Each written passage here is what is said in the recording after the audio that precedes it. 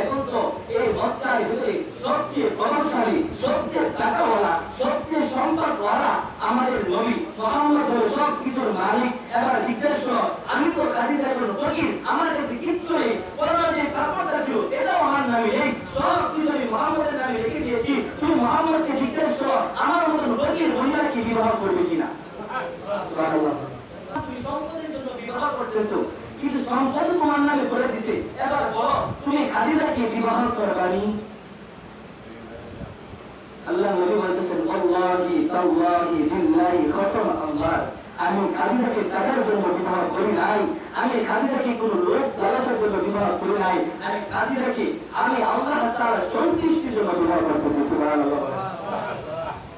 আমি বিবাহ করি আর আলামিন যে উপাধি ছিল যে নবীর নামে, কেমন নবীকে আমি বিবাহ করতেছি, মক্কার জমিনে কেমন পুরুষকে আমি বের করতেছি, আব্দুল্লাহর বেটা মুহাম্মদ যে এতিম করে গালি দিতে, যার মা নাই, যার বাবা নাই, নিঃসহারা নবীকে আমি বিবাহ করতেছি। চিনে রাত তার কাছে কি পরিমাণ মানবিক। সুবহানাল্লাহ।